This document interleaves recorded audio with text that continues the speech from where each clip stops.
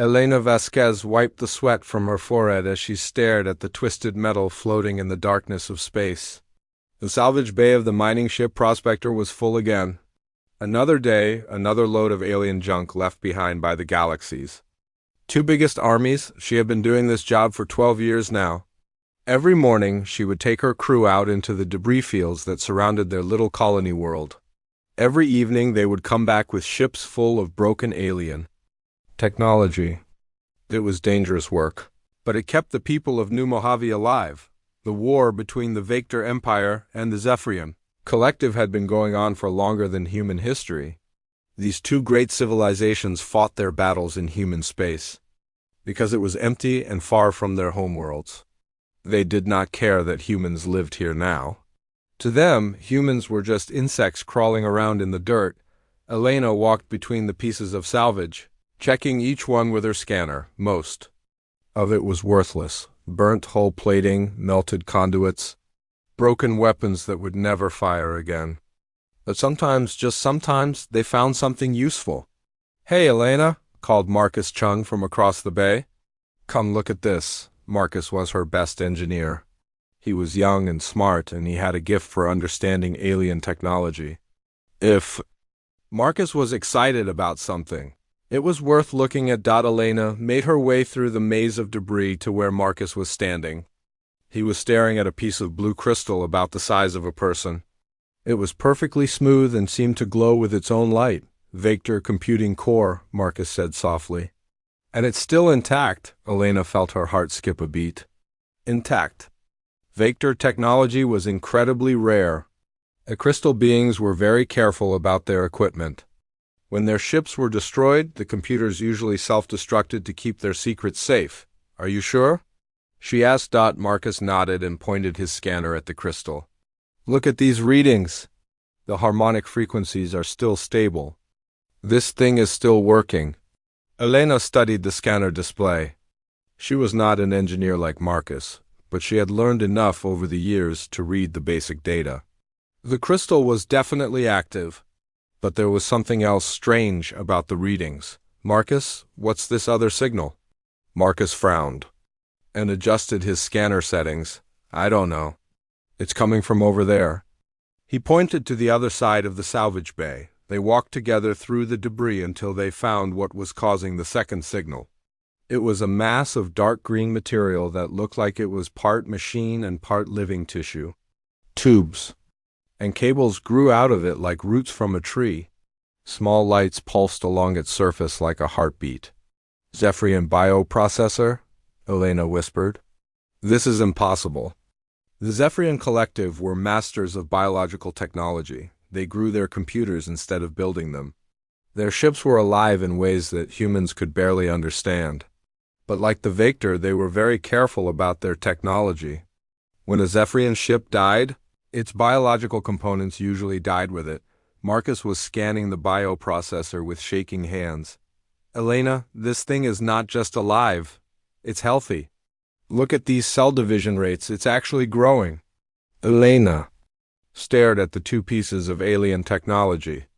In 12 years of salvage work, she had never seen anything like this. Intact technology from both sides of the Galactic War, found in the same debris field on the same day. It should have been impossible. How did these survive? She asked. Marcus shook his head. "I have no idea. The energy signatures show they came from ships that were completely destroyed. But somehow these pieces made it through." Elena felt a strange excitement building in her chest. She had spent years watching the great alien civilizations fight their war above her world. She had seen their incredible technology in action. She had also seen how they treated humans like dirt.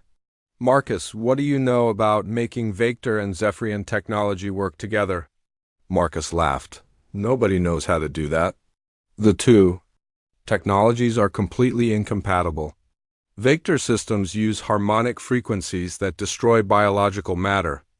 Zephyrian biotech needs living neural networks that crystalline systems can't interface with. It's like trying to mix fire and water. But what if someone could figure it out?" Elena pressed. "What if someone could make them work together?" Marcus was quiet for a long moment. When he spoke again, his voice was serious. If someone could do that, they would have technology more advanced than either empire.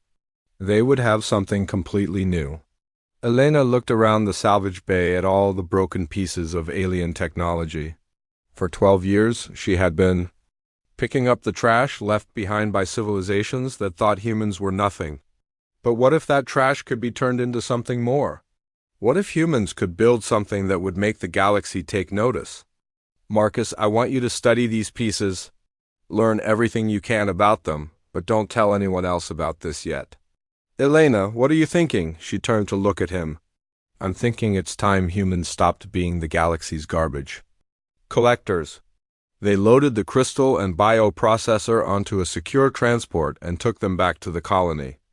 New Mojave was not much to look at. A few thousand people living in metal buildings on a world that was mostly desert and rock. But it was home, and Elena was tired of watching it get treated like a battlefield. The colony's leader, Captain Sarah Torres, was in her office when Elena arrived. Sarah was a former military officer who had led the original colonists to this world 20 years ago. She was tough and practical, and she did not like taking risks. Elena, you look excited about something, Sarah said as Elena entered the office. Find something valuable today? Elena sat down across from Sarah's desk. Maybe. How would you feel about trying something that might change everything for us? Sarah raised an eyebrow. That depends on what kind of change you're talking about. Elena told her about the crystal and bioprocessor. She explained what Marcus had said about the technology being incompatible. Then she shared her idea about trying to make them work together. Sarah was quiet for a long time after Elena finished speaking. Finally, she shook her head. Elena, I understand why you want to try this. We're all tired of living on the scraps from alien wars. But what you're talking about is incredibly dangerous. If either empire finds out we're experimenting with their technology, they'll destroy this whole colony. They're going to destroy us anyway, Elena said. Look around, Sarah. How long do you think we can keep this up? Every year, the war gets closer to our planet. Every year, we lose more people to radiation from the debris fields. We can't survive by just picking up trash forever. Sarah stood up and walked to the window. Outside, she could see the glow of alien weapons fire in the night sky. Another battle was starting above their world. What would you need? She asked finally. A secret facility. A small team of our best engineers. And time to figure out if this crazy idea can actually work. Sarah turned back to Elena. If I agree to this, and if it goes wrong, we're all dead.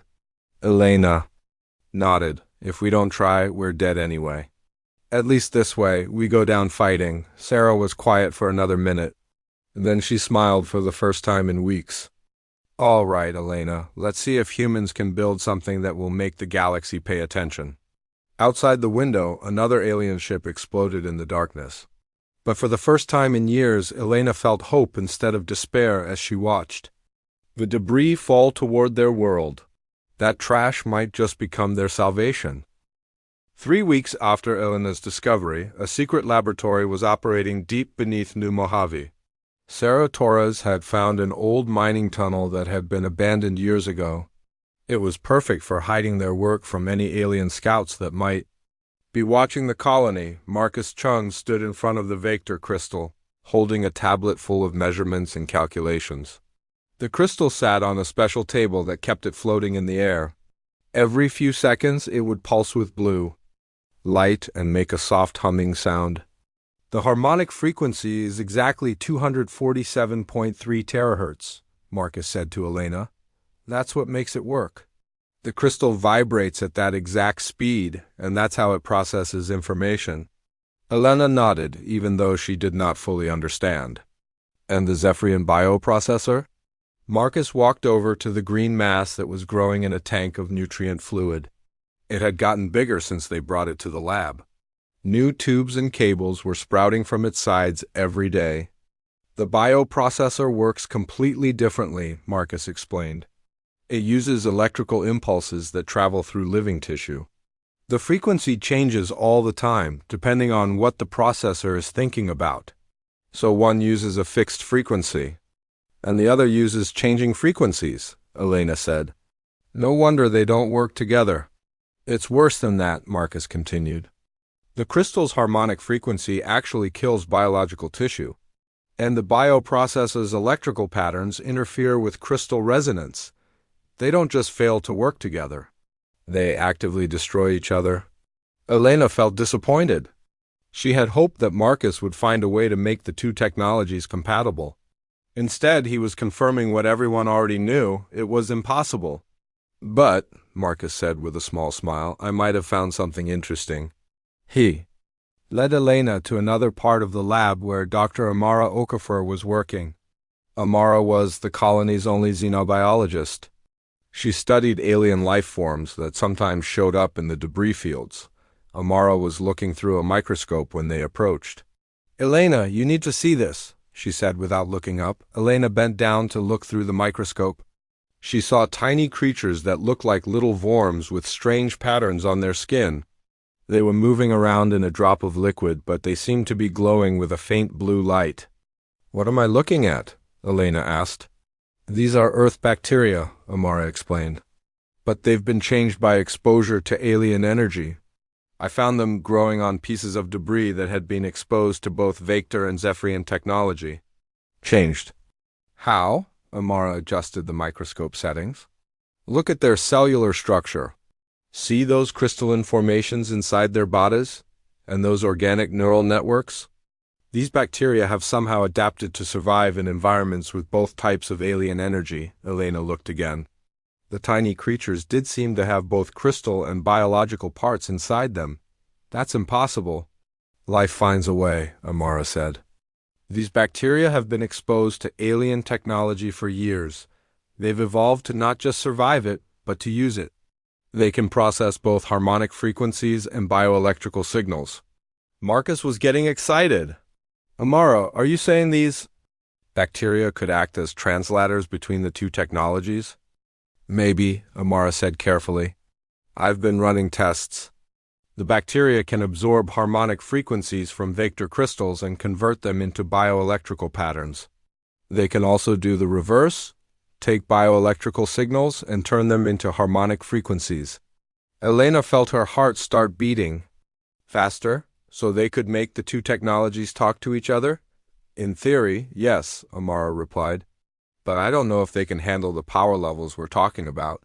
These tests have been with very small amounts of energy. Marcus was already pulling up new calculations on his tablet. We need to try it. If we could use these bacteria as a bridge between the crystal and the bioprocessor, we might be able to create a hybrid system. Elena looked at both of them.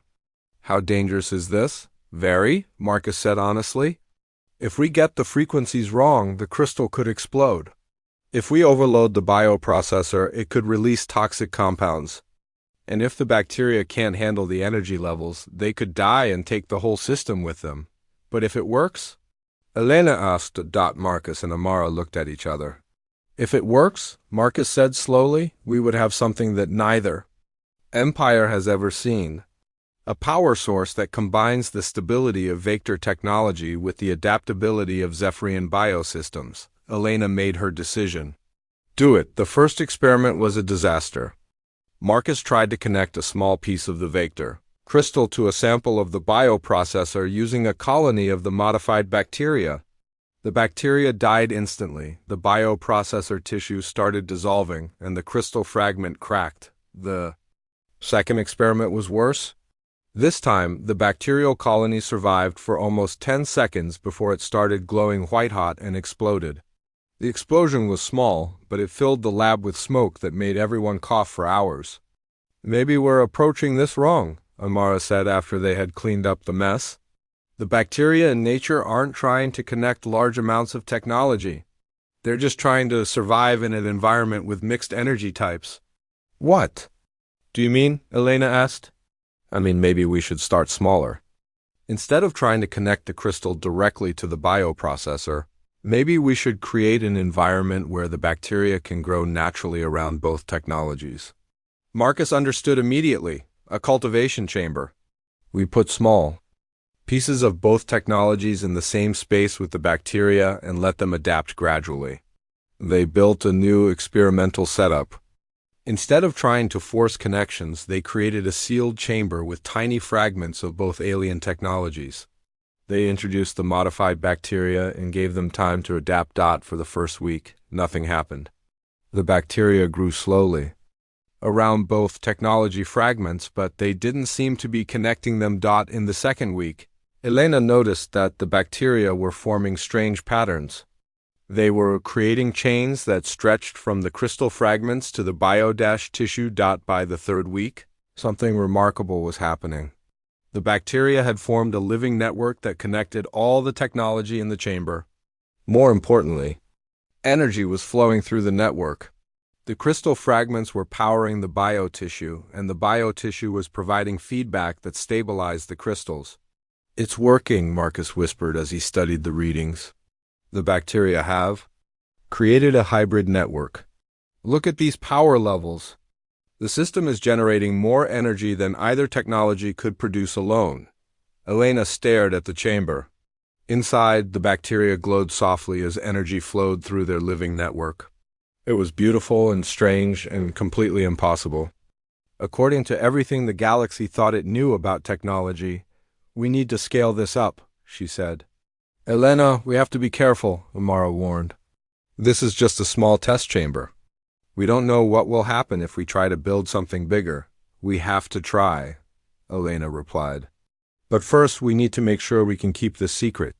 As if her words had summoned bad luck, alarms started ringing throughout the colony. Elena's radio crackled to life with Sarah's voice. "Elena, get up here now. We have problems." Elena ran to the surface and found Sarah standing outside the colony's main building, looking up at the sky with binoculars. Elena followed her gaze and saw ships approaching from orbit. "Who are they?"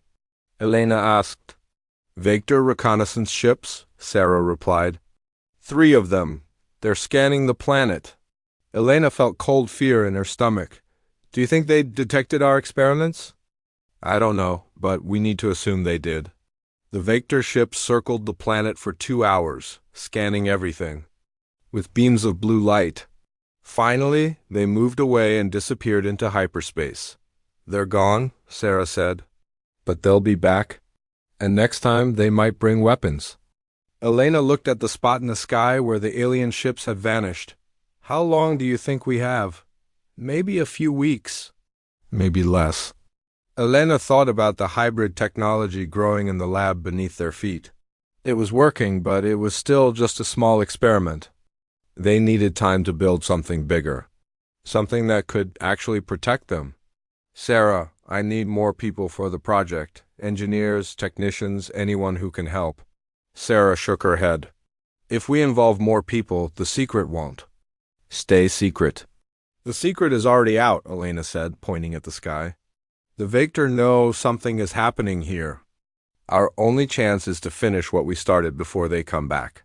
Sarah was quiet for a long moment, then she sighed. "How many people do you need?" "Everyone," Elena said.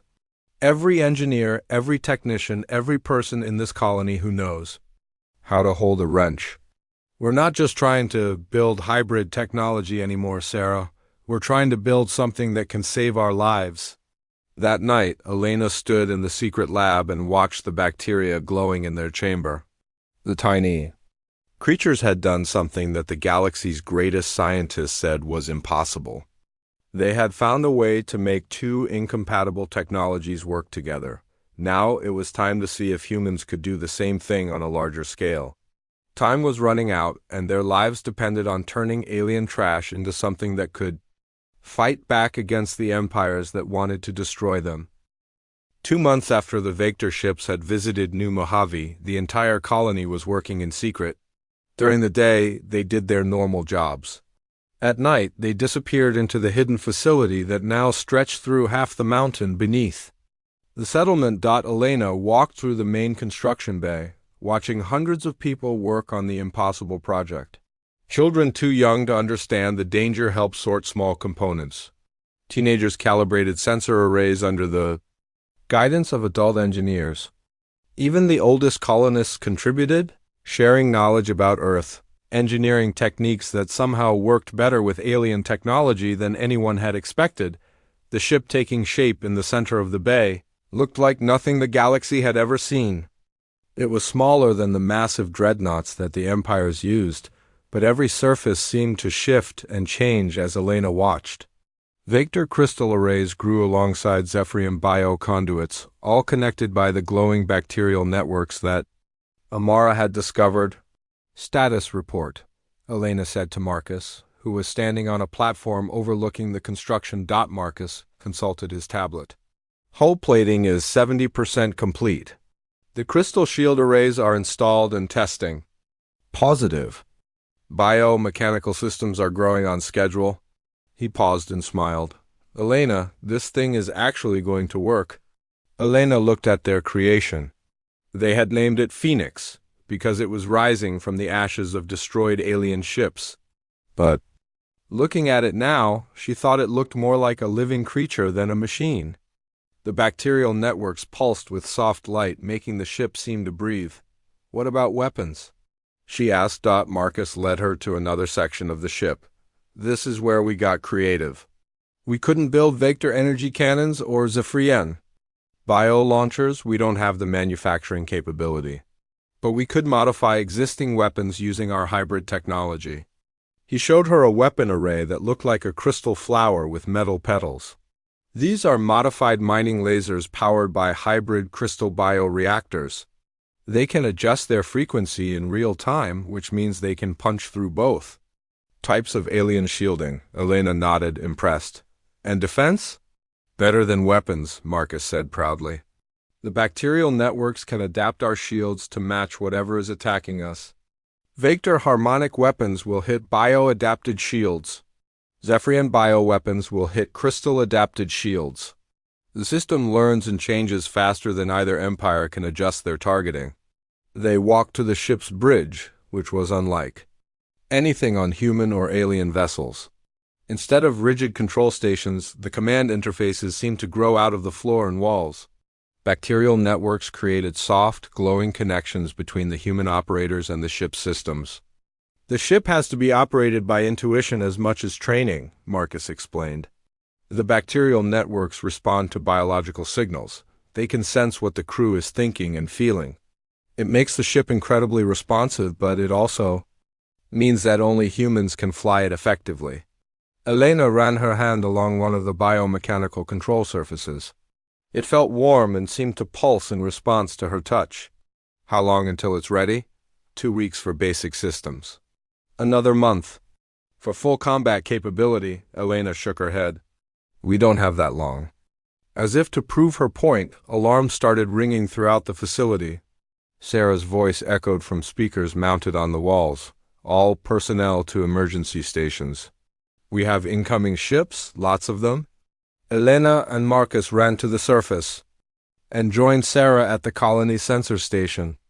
The displays showed dozens of ships approaching from different directions. Blue triangles represented vector vessels. Green circles showed Zephyrian ships. "How many?" Elena asked.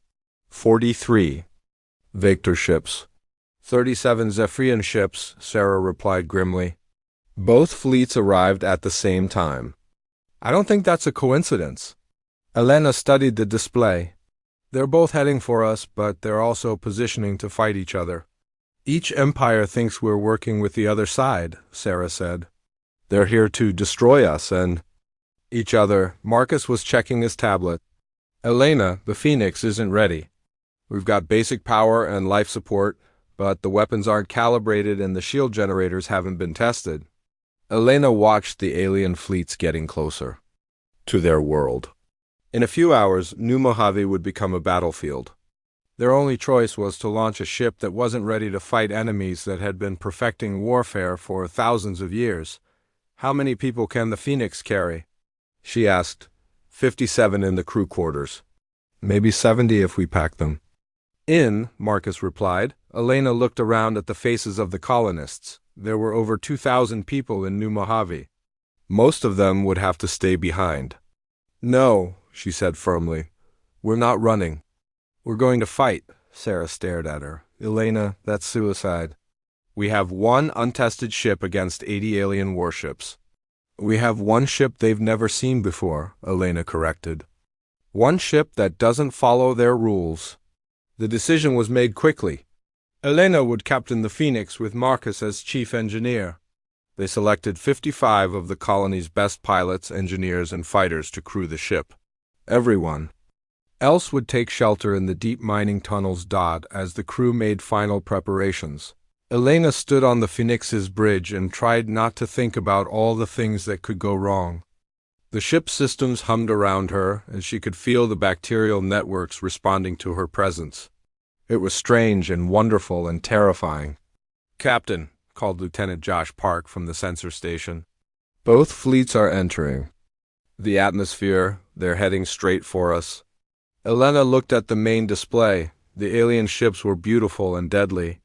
The Vector vessels looked like flying crystals that sparkled with internal light. The Zephyrian ships were organic, curves that seemed to swim through the air like living things. "All stations report ready," Marcus called from the engineering station. Elena took a deep breath. "Launch the Phoenix." The ship rose smoothly from the hidden bay and into the night sky of New Mojave. As soon as they cleared the atmosphere, both alien fleets detected them. "Incoming transmissions from both fleets," Park reported. "The Vector are demanding that we surrender. The Zephyrians are ordering us to stand down." "Ignore them," Elena said. "Marcus, how are our systems? Hybrid reactors are stable. Shields are charging. Weapons are... Well, we're about to find out if they work." The first attack came from a Vector destroyer that fired a beam of pure harmonic energy at the Phoenix. Elena watched the beam approach on the display and felt the ship's bacterial networks responding. The shields shifted and adapted, turning from crystal blue to bio-green in the space of a heartbeat. The Vector beam struck the shields and scattered harmlessly into space. "Shields holding," Park reported, sounding amazed. The bacterial networks absorbed the harmonic frequency and converted it to bioenergy. Elena smiled grimly. "Return fire." The Phoenix's hybrid weapons fired for the first time. Instead of a single beam, they produced a stream of energy that changed frequency dozens of times per second. The Vector destroyer shields were designed to stop consistent harmonic attacks. They had no defense against weapons that constantly changed their nature. The destroyer exploded in a shower of crystal fragments. The alien fleet stopped advancing and stared at the small human ship that had just done something impossible. Elena could almost hear them trying to understand what they had witnessed. "Both fleets are changing formation," Park reported. "They're treating us as the primary threat now." Elena looked at the display showing 80 alien warships turning to face her tiny crew. "Good, Marcus, can we take a hit from a bioweapon?" "The shields should adapt, but we've never tested it." A Zephyrian cruiser fired a stream of living projectiles that moved like angry snakes through space. The Phoenix's shields shifted again, this time becoming hard and crystalline. The bioweapons struck the shields and died, unable to find the organic material they were designed to consume. "2 for 2, Elena said. "Now, let's see if we can make them fight each other instead of us." She ordered the Phoenix to fly directly between the two fleets. The ship was small and fast, and its hybrid technology made it nearly impossible to track with conventional sensors. As they passed between the alien formations, Elena gave a new order. "Fire on both fleets, 1 shot each, then run." The Phoenix fired hybrid beams at a Vector cruiser and a Zephyrian destroyer simultaneously. Both ships took damage, but more importantly, their sensors detected energy signatures that their computers couldn't identify. To the Vector, the weapons looked like advanced Zephyrian biotechnology. To the Zephyrians, the weapons looked like improved Vector crystal systems. Each fleet concluded that the other side had developed new weapons and was using the human ship as a decoy. The two alien fleets opened fire on each other with a fury that lit up the night sky of New Mojave. Elena watched from the Phoenix as 80 warships that had come to destroy her colony instead began destroying each other. "They're really doing it," Marcus said in wonder. "They're fighting each other instead of us." Elena nodded, but she knew This was just the beginning. The alien fleets would eventually realize they had been tricked. When that happened, they would turn their combined fury on the Phoenix and the colony below, but for now, Elena allowed herself a moment of satisfaction. Humans had. The battle above New Mojave raged for 3 hours. Elena watched from the Phoenix's bridge as the Vector and Zephyrian fleets tore each other apart. Crystal ships exploded in showers of blue light while biovessels died in clouds of green smoke. The night sky looked like a fireworks display of destruction, but Elena knew it couldn't last forever. Eventually, one of the fleet commanders would realize what was happening. When that moment came, both fleets would stop fighting each other and focus on the real threat. "Captain," Lieutenant Park called from his station, "the Vector flagship is breaking off from the main battle. It's moving toward us." Elena looked at the display. A massive crystal dreadnought was turning away from the fleet engagement and heading straight for the Phoenix. Its hull was covered with harmonic weapon arrays that glowed like blue stars. "They figured it out," Marcus said grimly. "The Vector commander knows we tricked them." "What about the Zephyrian fleet?" Elena asked. Park checked his sensors, still engaged with the remaining Vector ships. "But if their flagship breaks off too?" As if he had predicted the future, an enormous biocruiser began moving away from the main battle. It looked like a giant squid made of metal and living tissue, with weapons that pulsed like beating hearts. "Both flagships are coming for us," Elena announced to the crew. "Everyone to battle stations."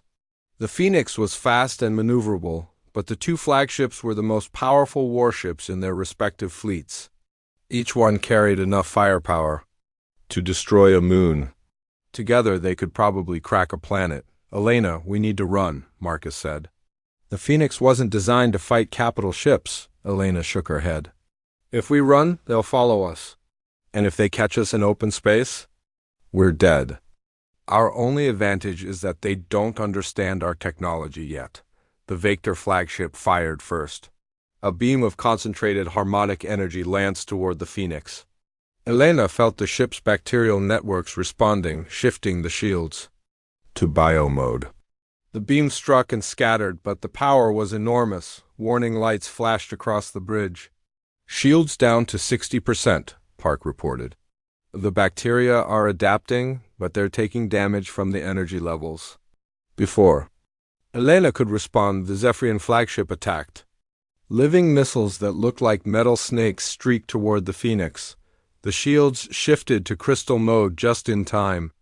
The bioweapons exploded against the crystalline barriers, but the explosions were massive. "Shields down to 30%. Park called out. "Captain, we can't take many more hits like that." Elena studied the tactical display. The two flagships were approaching from different angles, trying to pin the Phoenix between them. It was a classic military maneuver, and it would work unless she did something unexpected. "Marcus, how much power can our hybrid reactors produce?" Marcus checked his instruments. "We're already at maximum safe levels." "Why? What if we went beyond safe levels?" Marcus stared at her.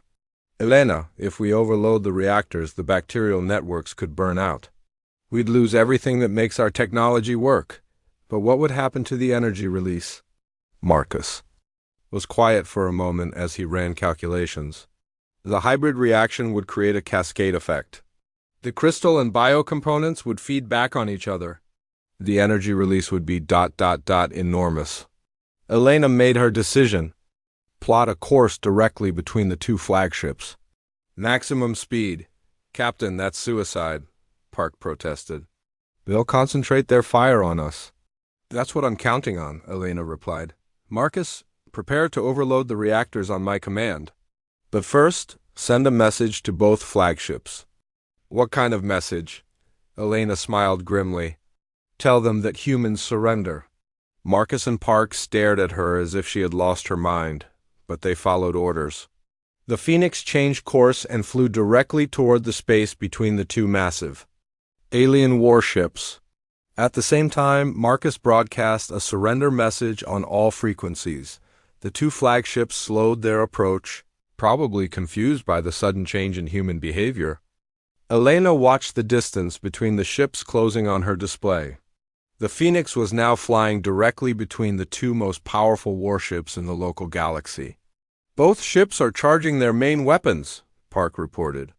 "I think they're planning to destroy us together." Elena waited until the Phoenix was exactly halfway between the two flagships. The Vector dreadnought was on her left, close enough to see the individual crystal spires on its hull.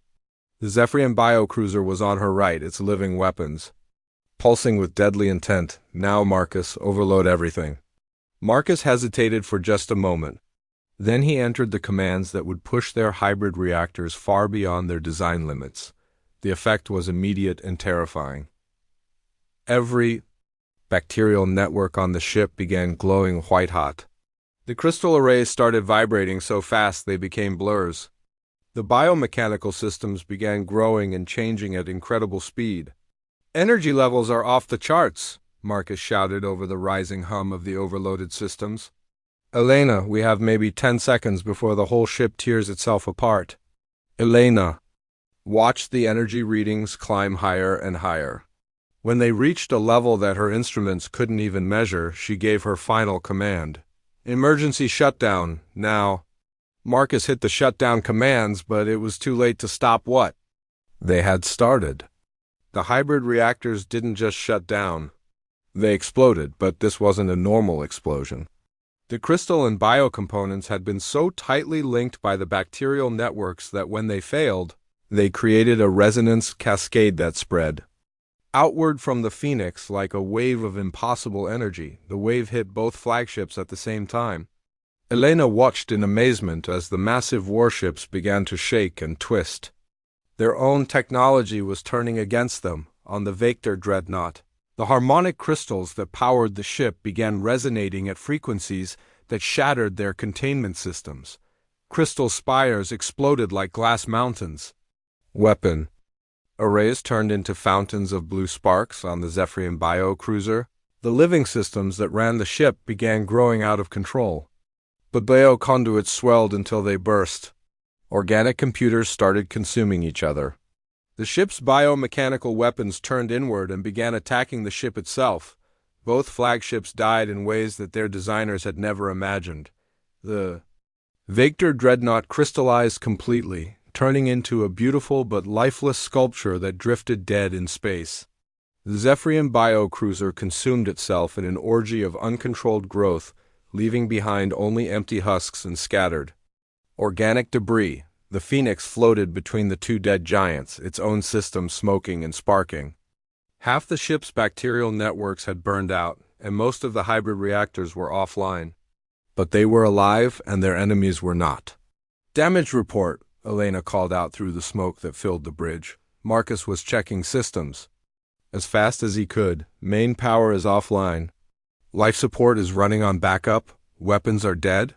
But the hull is intact, and we still have emergency propulsion." Park was monitoring the larger battle. "Captain, the rest of both fleets saw what happened to their flagships. They're retreating." Elena looked at the tactical display. The remaining Vector and Zephyrian ships were indeed pulling back, moving away from New Mojave as fast as their engines could carry them. Neither fleet wanted to face a weapon that could destroy their most powerful ships so completely. "They're running," Elena said with satisfaction. "Both of them." Over the next few hours, the Phoenix limped back to New Mojave while repair crews worked frantically to restore basic systems. When they finally landed at the hidden base, the entire colony was waiting for them. Sarah Torres was the first person to board the damaged ship. She found Elena on the bridge, still sitting in the captain's chair and staring at displays that showed empty space where 80 alien warships had been. "Elena, what happened up there?" Sarah asked. Elena turned to look at her friend. "We proved something important, Sarah. We proved that humans don't have to be victims anymore." "By almost getting yourselves killed?" Elena smiled. "By showing the galaxy that their technology isn't perfect. By proving that sometimes the best solution is the one nobody expects." Sarah looked around at the damaged bridge with its burned-out bacterial networks and smoking hybrid systems. "Can you fix it?" Marcus answered from the engineering station. "Better than fix it. Now that we know what works and what doesn't, we can build more ships. Better ships. Elena stood up from the captain's chair and walked to the main display, which showed the peaceful night sky of New Mojave. For the first time in months, there were no alien weapons firing above their world. This was just the beginning, she said. Today we saved one colony.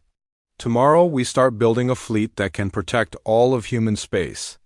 Outside the ship, the people of New Mojave were celebrating their victory. But Elena knew the real work was just starting. The galaxy had seen what humans could do with hybrid technology. Some would be afraid of it. Others would want to steal it. And a few might even want to learn from it. The Phoenix had risen from the ashes of alien wars and proven that humanity could fight back. Now it was time to see if they could do something even more difficult. It was time to see if they could build a better future from the wreckage of the past. 6 months after the Battle of New Mojave, Elena stood on the bridge of the Phoenix, watching dozens of ships move through space around her. But these weren't alien warships coming to destroy human colonies. These were human ships, built with hybrid technology and crewed by people from across the galaxy. The news of humanity's victory had spread quickly.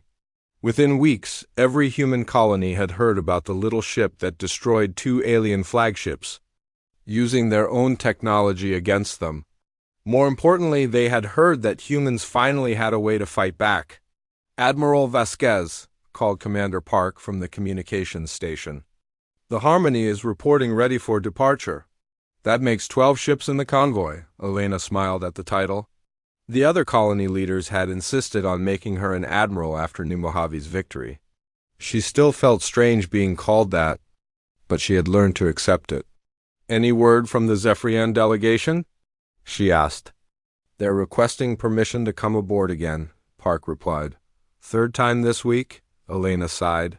Ever since word had gotten out about hybrid technology, both alien empires had been sending representatives to meet with humanity.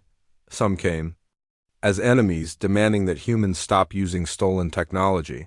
Others came as allies, offering treaties and trade agreements. But a growing number came as students, wanting to learn how humans had done the impossible. Tell them the same thing. We told them yesterday, Elena said. We'll talk to anyone who wants to work toward peace. But we won't share our technology with people who want to use it for war. The Phoenix was no longer the only hybrid ship in space. 17 other human colonies had built their own vessels using Elena's plans. Each ship was different because humans refused to use standard designs. The ship from Alpha Centauri looked like a flying garden, with biomechanical systems growing in beautiful patterns across its hull. The vessel from Volf 359 was covered in crystal spires that sang in harmonic frequencies.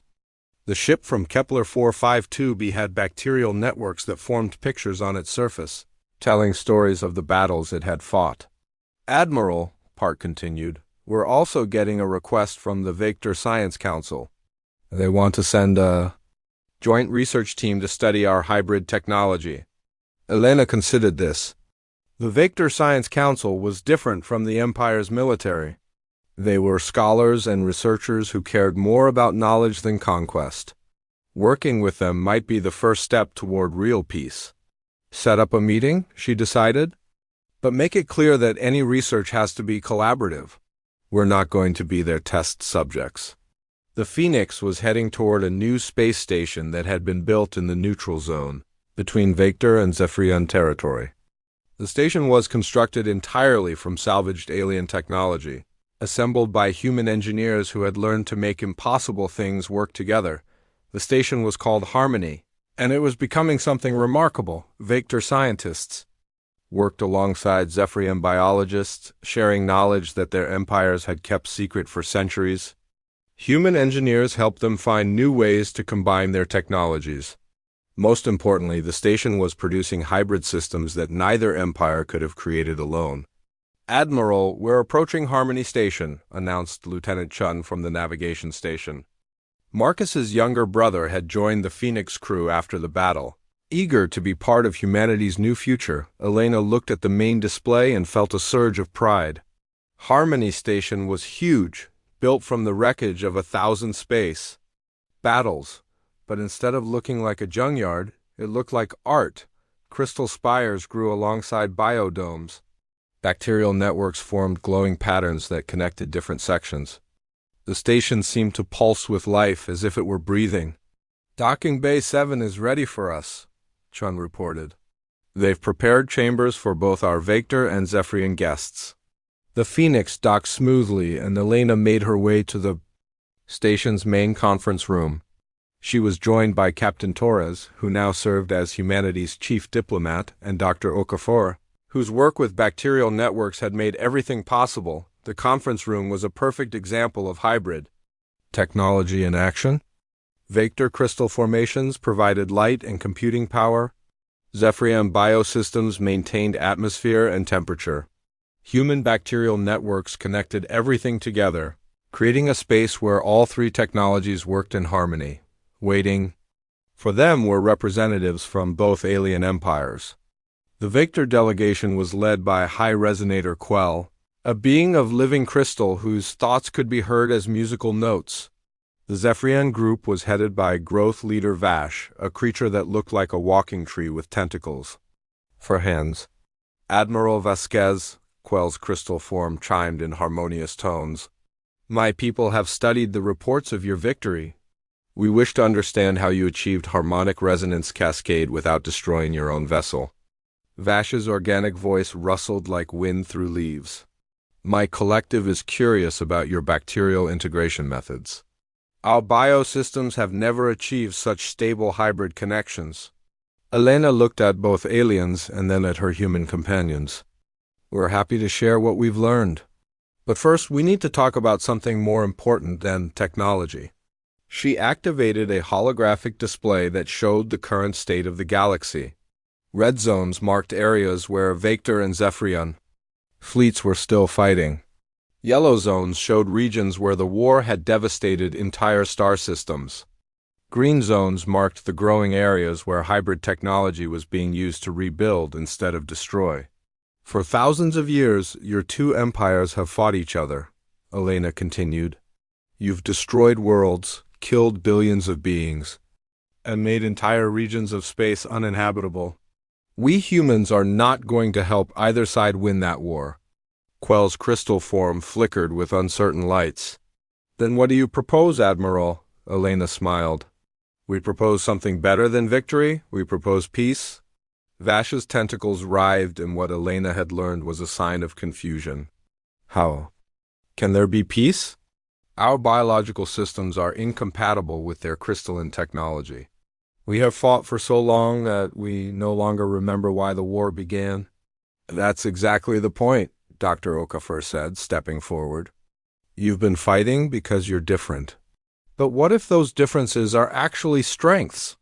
She activated another display showing the hybrid systems that powered Harmony Station. "Look at what we've accomplished by combining your technologies. Crystal computing power guided by biological intuition. Biomechanical systems stabilized by harmonic frequencies. Each technology is better when it works with the other." Quell and Vash studied the displays in silence.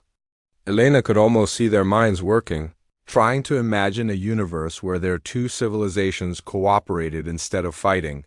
"There would be resistance," Quell finally admitted. "Many of my people believe that biological systems are chaotic and dangerous. And many of mine think crystalline technology is cold and lifeless," Vash added. "Thousands of years of war do not end easily," Elena nodded. "We know it won't be easy. That's why we're starting small. Research stations like this one, where your people can work together on projects that benefit everyone. Trade routes protected by hybrid ships that belong to no empire. Colonies where Vector, Zephyrian, and human families can live side by side."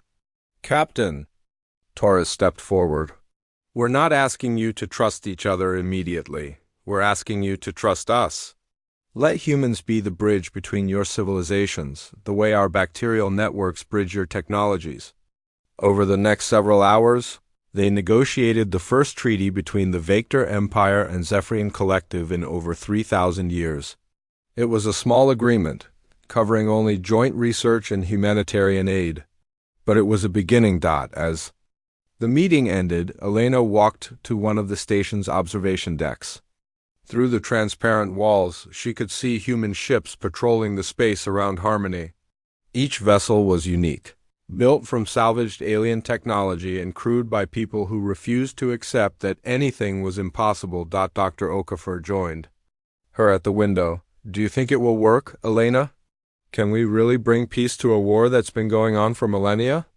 Elena watched a group of Vector and Zephyrian researchers working together on a new biocrystal hybrid in one of the station's laboratories. A human engineer was helping them solve problems that neither species could have handled alone. I think we've already started, she said. Look around, Amara. 6 months ago, these two species would have destroyed each other on sight. Now they're working together to build something new. A young human technician approached them, carrying a tablet with the day's reports. Elena recognized her as one of the children who had helped build the Phoenix. Admiral, the morning reports, the technician sighed. We've got 3 new colonies requesting hybrid technology assistance. The Proxima Centauri settlement wants help rebuilding after a Zephyrian attack. The Kepler 442c colony needs crystal technology to repair their life support systems. And there's a request from an independent trader who says he's got salvage from a battle that destroyed ships from both empires. Elena smiled and took the tablet.